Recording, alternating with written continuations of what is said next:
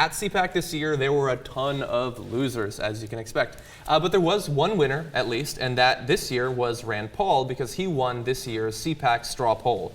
Couple of caveats there. Jeb Bush was not included, and it wasn't exactly a blowout victory. But we're going to tell you the numbers there. Rand Paul secured 25% of the vote, a ringing endorsement from Cpac attendees, followed very closely by Marco Rubio at 23%. Rick Santorum got 8%. He's still hanging around. He's got alligator blood. Christie, 7%. I would have expected that to be somewhat higher, although this is Cpac. I mean, these are the most conservative of the Republicans. He hugged Obama, therefore he is persona non grata. Yeah, he lost 40% for that. And then Paul Ryan, actually lower than Christie, which is pretty interesting, I think, at 6%.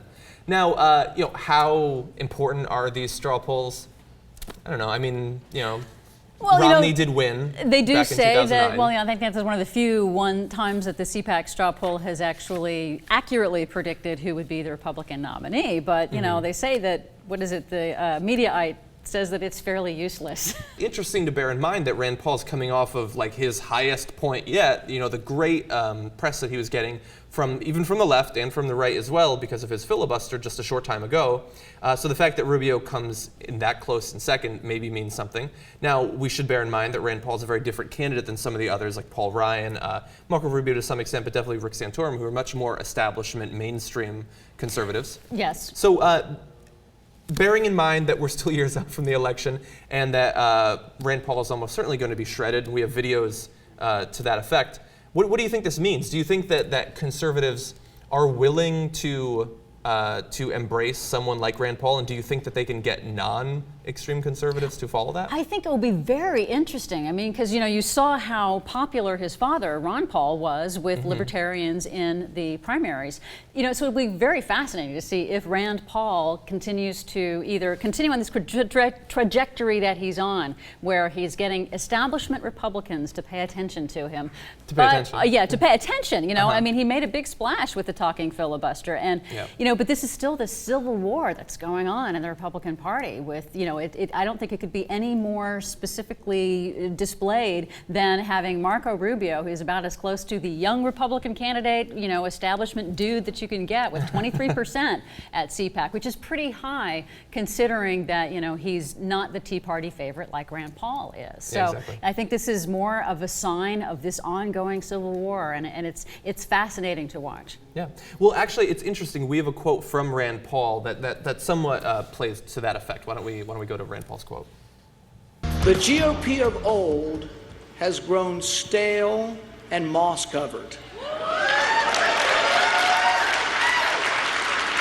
I don't think we need to name any names, do we? Our party is encumbered by an inconsistent approach to freedom. The new GOP will need to embrace liberty in both the economic and the personal sphere. So, yeah. But he's already, but I would think that he would either be against the GOP economic plan as it stands. He's saying they need to embrace freedom in the economics, but Is he saying that he is not in favor of those? I mean, I'm not exactly clear on what he's disagreeing with the establishment Republican Party on. Yeah, I mean, we should bear in mind that, like we said, this is years out. We don't know how specific he's willing to be now that he's moved into the public eye to the extent that people are speculating about him possibly running. This is usually when they'll clamp down a little bit. And you don't want to say anything that might turn off the centrists, moderates, and things like that. You just want to be vague enough, but still say things that are appealing to the conservatives. And so we were talking just in the wake of his filibuster here on the show about, he's getting so much support, especially from young voters. Like, he's a much more marketable version of Ron Paul. So they might be willing to ride this, to victory, possibly, even though it was a long way out. And we were speculating even then, like, how quickly are the mainstream Republicans who do not want a strong libertarian, they're happy now, but they're going to turn on him and start shivving him in the back. And so we've got a couple of videos of Krauthammer and Bill Kristol doing that already. Like, they're not waiting until 2014, 2015 or anything like that. So first we have Charles Krauthammer appearing on Inside Washington. Let's see what he has to say about Rand Paul. This is a move that was quite interesting and politically radical. He is very much a liberal on social issues, and that is a challenge for the whole conservative movement. over the last 30 years. And it's interesting whether or not it'll get traction. Among the young, I think it will, but I'm not sure how much of a future it has. Yeah. Well, when the young is your future, that's be interesting to Yeah, see. well, but I think that it's interesting if you read his words in a certain way. Like, I think he's correctly predicting that the young are going to eat it up. Yep. Because there's always in America, or at least in the last few decades, there's that libertarian streak. But I think when he says how much future is there, will there be in it, I think he means that because people like me are going to tear him to shreds, and there's not going to be a hit. He's not going to get good coverage on Fox, you know. And if he's not seen to be a serious candidate, if we keep calling him extreme, even on the right, then MSNBC is going to start doing it. CNN is going to be willing to do it because Fox attacking him will give them some kind of political cover, I think. We also have Bill Kristol. He was talking with Megyn Kelly, and he's going to begin attacking Rand Paul as well.